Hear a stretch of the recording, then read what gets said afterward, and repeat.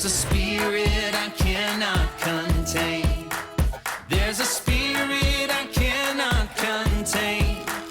The same power that raised Jesus up from the grave. The same spirit I cannot contain. Everywhere I go on this road, high and low, where I go with you. So I won't be afraid, this my hope, come what may. Where I go with you. Oh, oh, oh, oh, oh, oh. Where I go with you. Oh, oh, oh, oh, oh, oh. Where I go with you.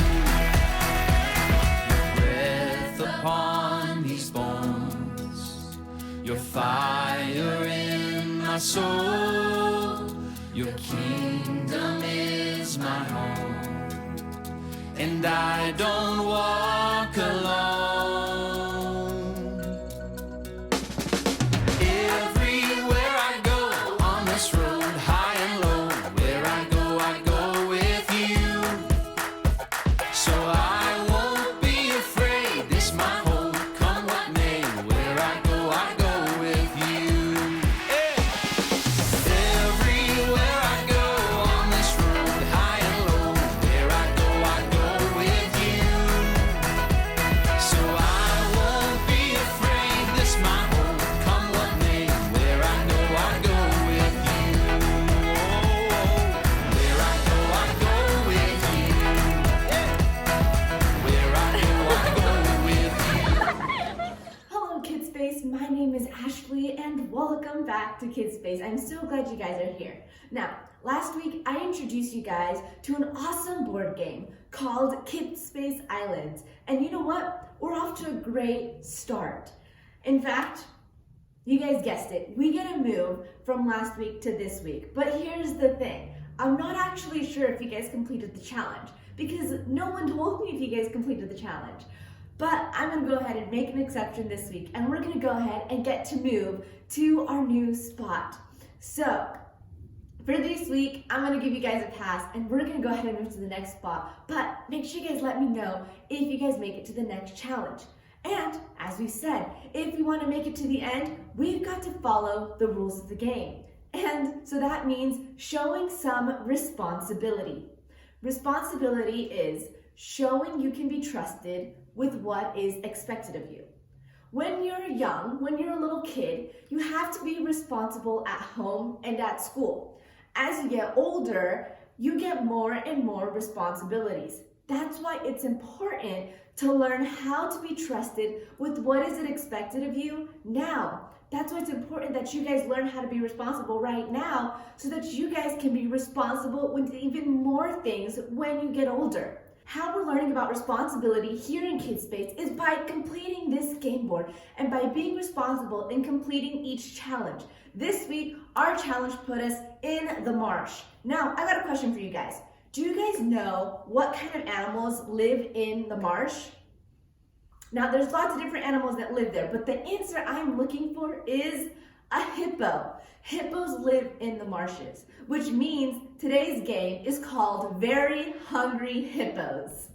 Now, this may sound a little familiar to a board game you guys have at home, but ours is actually not similar to that board game at all, besides the fact of it's called Hippos. Now, for this game, you're going to need a couple of things. You're first going to need a laundry basket. I know mine's not a laundry basket, but you're going to need a laundry basket and lots of socks. You're also going to need a piece of paper, or one piece of paper per person playing, I should say, and some tape. So the first thing you're going to do is you're going to take your socks, and it's okay if they're dirty and clean, just by the way. They don't have to be all clean socks. They can be dirty socks or clean socks, just by the way. So you're going to go ahead and take your socks, and you can find two matching pairs, and you're going to pair them up together, and you're going to want to, these ones are going to be hard because they're a long pair. You're going to want to stuff them together so that they kind of look like a ball, just kind of like this. Once all your socks look like this, you're going to dump your socks on one end of the room. Parents, don't worry, we're gonna pick them up soon. You're gonna dump all your socks on one side of the room, and you're gonna put your basket, which is your very hungry hippo, on the other side of the room. Okay, once you've done that, you're gonna take your piece of paper, and you're gonna wanna fold it, or I should say roll it, into the shape of a cone. Doesn't have to be perfect, but you do want the top to be small enough or big enough to fit your socks in it, just like that. So once you've got, I'm actually gonna make mine a little tiny bit smaller. Once you've got this all set, you're gonna take a little piece of tape and tape this off so that it won't come undone. I'm gonna put one more piece near the top, just like this, all right? And if I take my sock, fits perfectly in there, all right? Now, you need one cone per person playing. Now what you guys are gonna do once you have all your cones done, once you have your pile of socks and your hungry hippo on the other side of the room, everyone that's gonna play, you're each gonna line up in between the pile of socks and the laundry basket or our hippos. So you're just gonna all line up with your cones in hand. Now, you're gonna set a timer for 60 seconds. And in those 60 seconds, you guys need to work together to feed the hippos. So what you're gonna do is the person nearest to the socks, they're gonna grab a sock, put it in their cone, and pass it to the next person. But they cannot touch the sock. So you're either gonna have to toss it to them, or you're gonna have to dump it into theirs, or any creative way you guys can come up with passing the sock from one cone to the other without touching with your hands. Here's the tricky part though. If it falls down onto the floor, you pick it up and start all over again at the beginning. Does that make sense? So your goal is to get the socks all the way to the hippos at the end in 60 seconds and without letting them fall and without touching them with your hands. Does that make sense? All right, so are you guys ready to play our game? If you guys are ready, go ahead and pause this video and play a round of very hungry hippos, and I'll see you guys in a bit.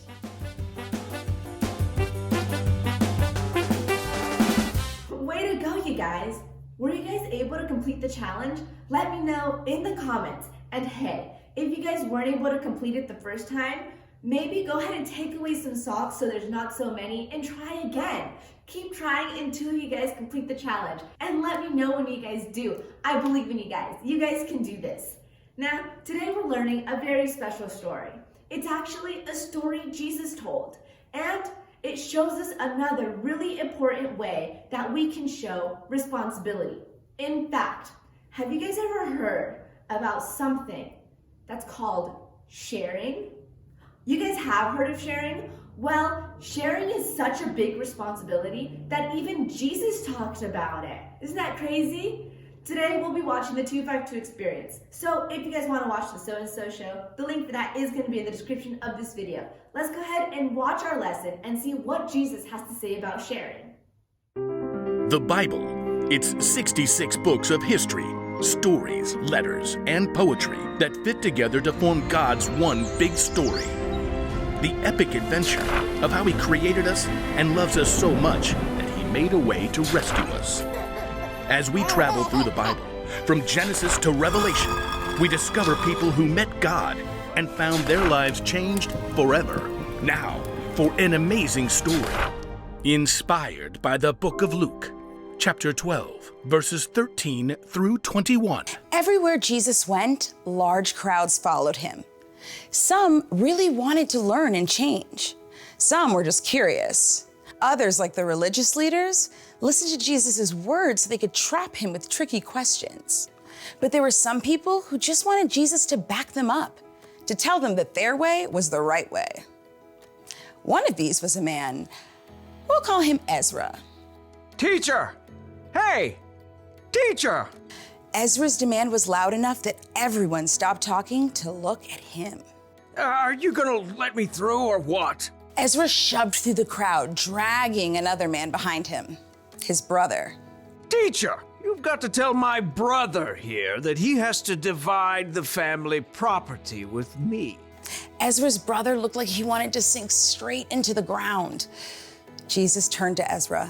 Friend, who made me judge or umpire between you? People listen to you. I thought you could, just settle this. Tell my brother I'm right. Watch out. Be on your guard against wanting to have more and more things.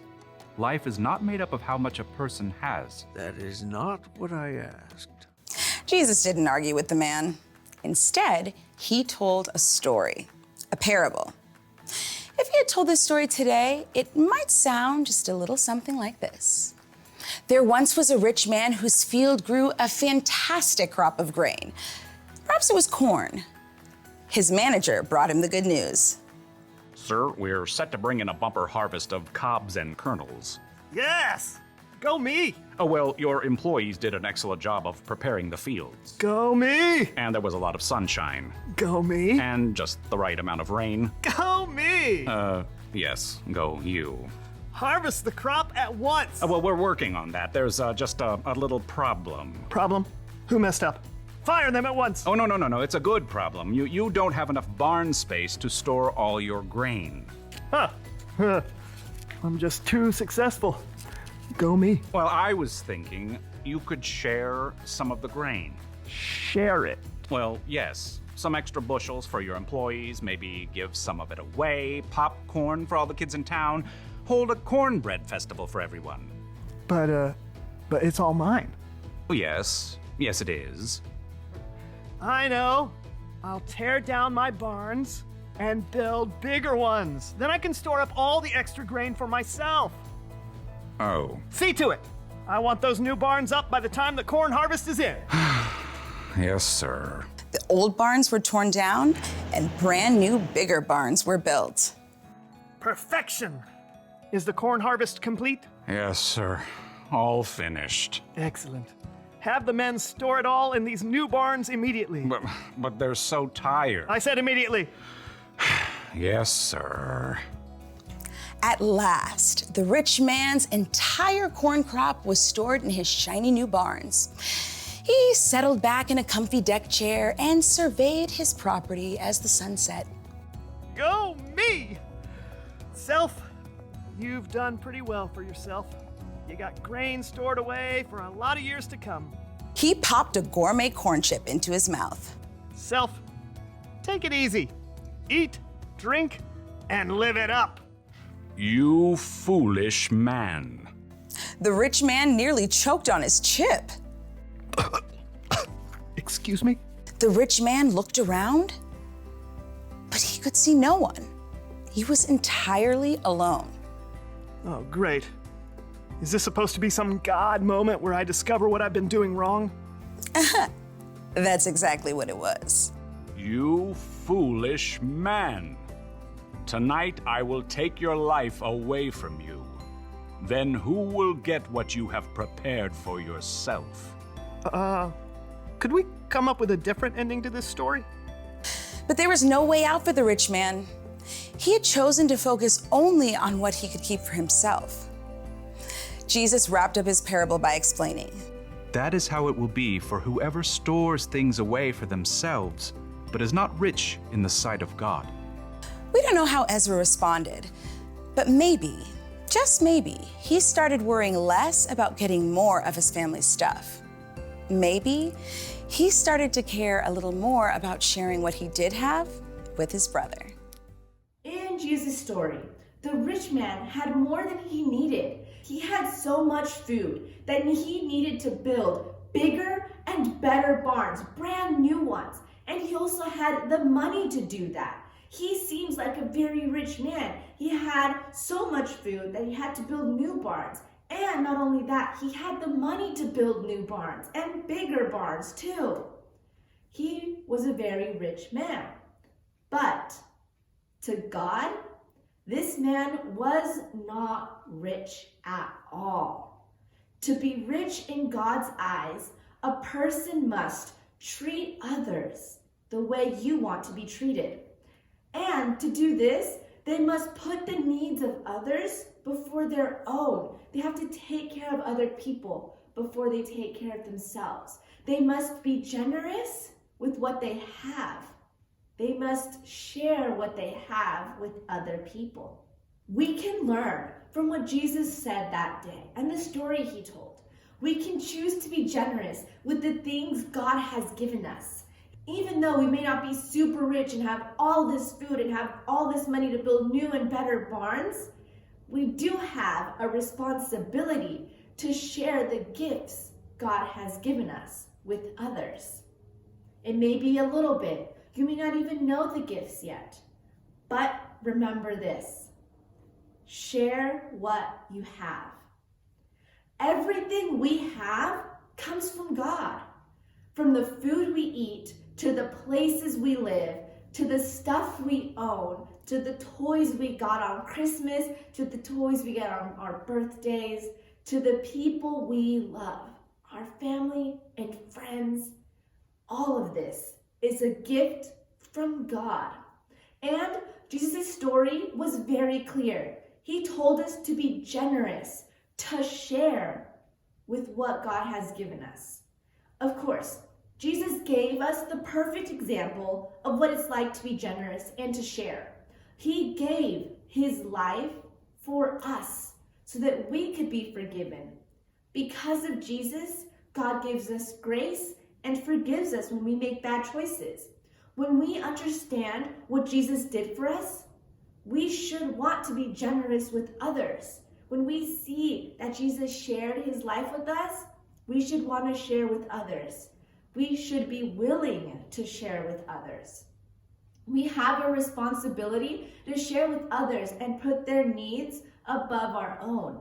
And let's be honest, that is not easy. It can be so hard to share your favorite video game or your favorite type of pizza, especially when there's only one piece left. When we remember what Jesus did for us and just how generous God is, it's easier to let go and share what we have. When I remember what Jesus did for me, it reminds me of how nice he is and how I should be nice to others. And it makes me want to be nice to others. Our memory verse is a great reminder, and it's actually something that Jesus told his disciples. This verse can be found in Luke chapter 6, verse 10.